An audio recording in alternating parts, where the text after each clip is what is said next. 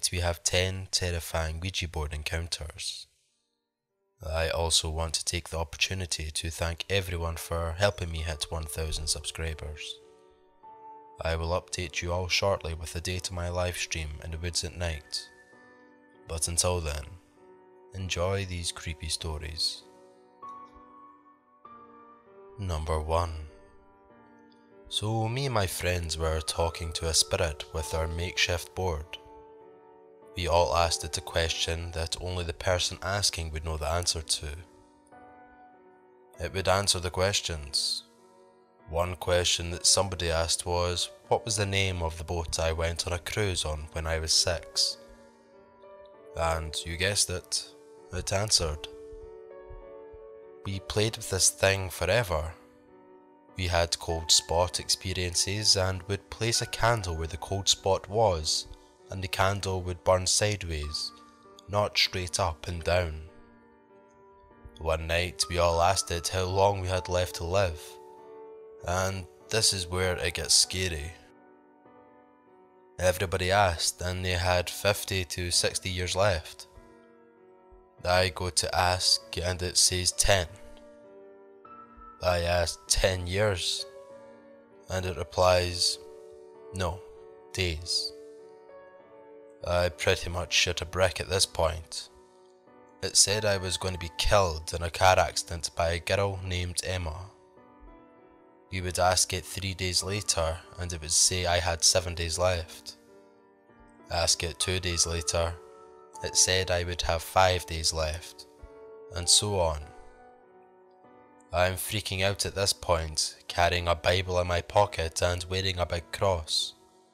I finally tell my dad, and he doesn't believe me, so I made a board out of a piece of paper and used a CD to show him. It worked and he flipped out and told me that I didn't have to go to school the day I was supposed to die. I didn't go to school and nothing happened. Number 2. I have no evidence and I do not care if you don't believe me. I've used a board with results and let something into my home, and I've been physically assaulted by this entity. It started out with that feeling like you're being watched, and doors closing and footsteps on the hardwood when you were home alone, and progressed slowly into being kept awake by something shaking the bed or pulling off your covers, sometimes even whispering your name. The board would disappear for days on end, then show up in places you never would have put it. I became obsessed with it. Then it was a black mass in the corner of the room, or the silhouette of a man watching you from the doorway. After that, it escalated pretty quickly.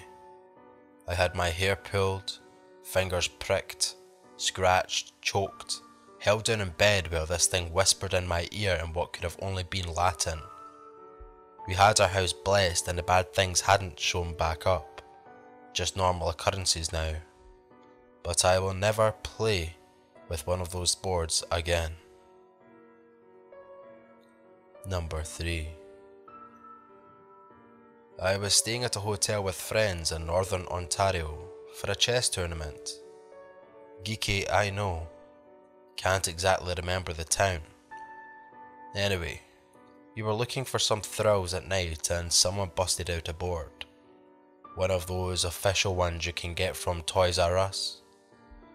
We asked a few questions I can't remember, but I will never forget when we asked it if it knew any of us were going to die. Yeah, I know, strange question to ask. So it spelled out a person's name that was with us at the time, and then a date, which was approximately a year later. My friend died a year later from cancer in his knees. He knew about it 6 months before he died. To this day I am still curious about this device, but damned if I'll ever touch it again. Number 4. I always thought these things were bullshit. However, years ago this changed when I did it once with some random people at a get-together. We were talking to all sorts of different spirits, and I wasn't taking any of it seriously. Then I thought of a way to put this to the test. I'm American, but wasn't born here. So I know Arabic and knew of a friend of my brother that passed away recently. So I asked to speak with him. Now, only one person knew me at the get-together, and even though they didn't know that much about me, I was definitely the only one who could speak Arabic. I was in Oklahoma at the time, so I asked in Arabic how he died. The board spelled out car crash. I was a bit shocked, but still didn't buy it completely, so I asked a more detailed question. I asked in Arabic, how old was he when he died? It pointed to a 1 and then 3. That's when I started to really freak out. No one would have ever known of these details, let alone understood what I was asking. I asked for more details on the crash. He flew out of the sunroof, and after that I stopped. Haven't touched an Ouija board since. Number 5. A girl brought her authentic Ouija board made out of maple straight from Salem. Ironically, she was very Catholic, but loved her boards, and it was a very interesting few nights in the dorm with it.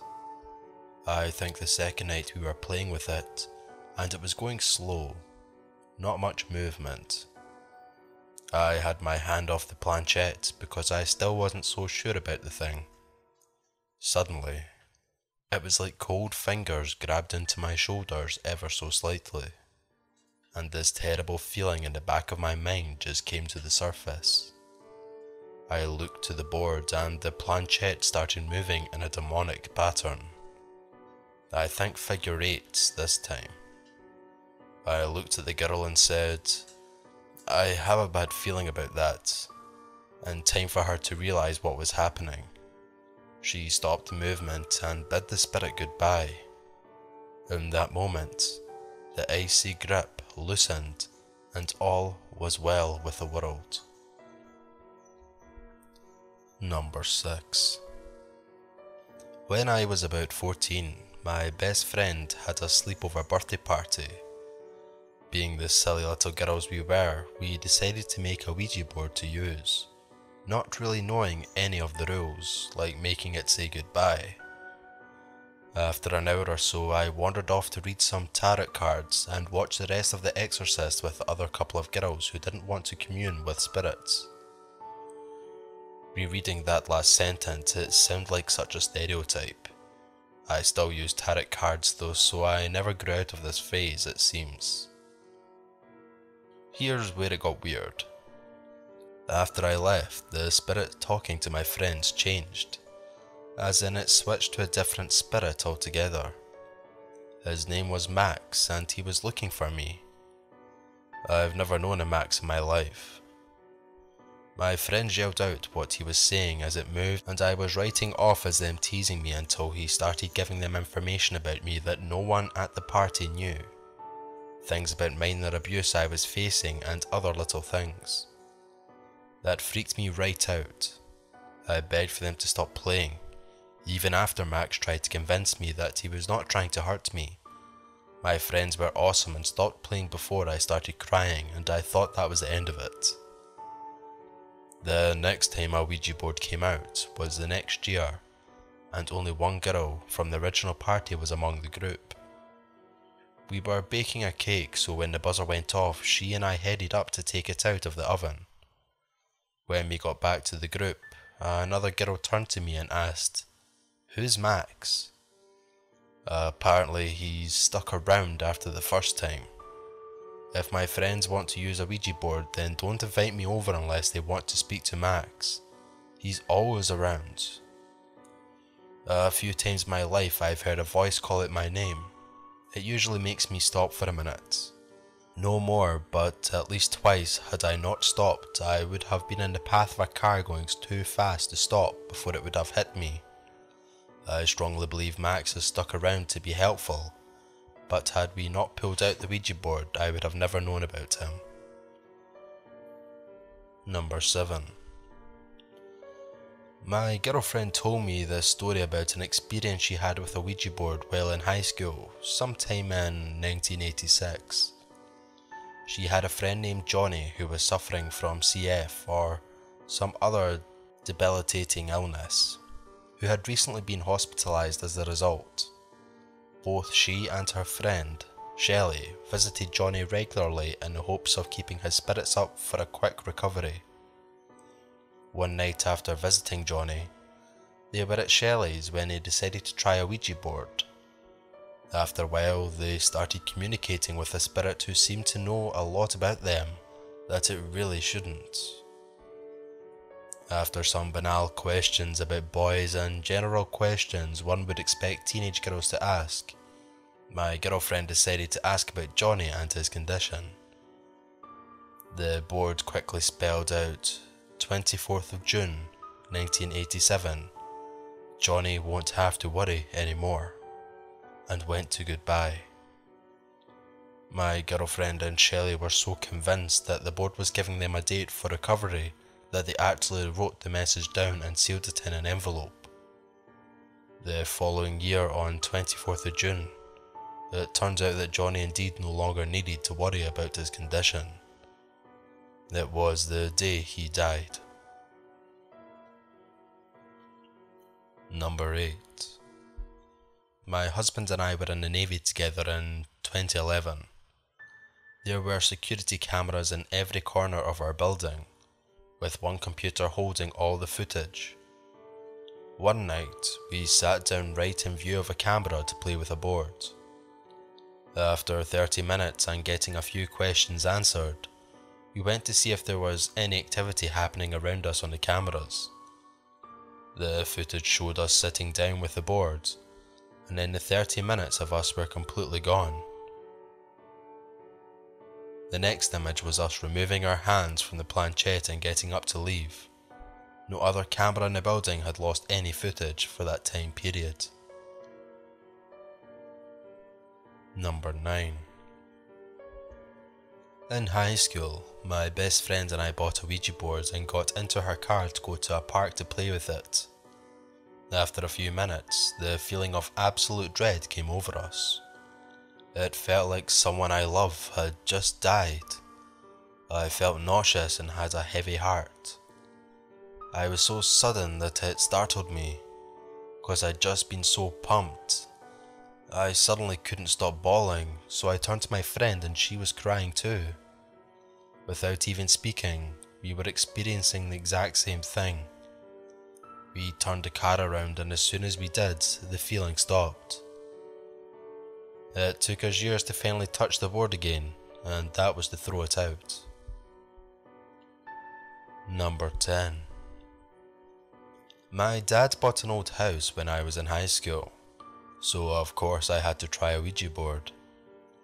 My friend and I played in a room upstairs, and the rotary phone started to click, like the receiver was being tampered with. Weeks later, I was home alone watching TV downstairs when I heard the phone clicking upstairs again. We had another phone in the living room with a red light that would come on if the line was being used, and every time it clicked upstairs, the light came on beside me. Later that night, as I tried to sleep, I felt hands on my shoulder start to rock me back and forth. I assumed I was dreaming, but then I heard humming. It was terrifying. We moved out of that house, but I still have nightmares about the whole thing. Well, that's it for our 10 terrifying Ouija board encounters. As always, I hope you enjoyed. If you did, please be sure to hit that like button. It's greatly appreciated. Anyway, it's been a pleasure, and I'll see you all in the next one. Thank you.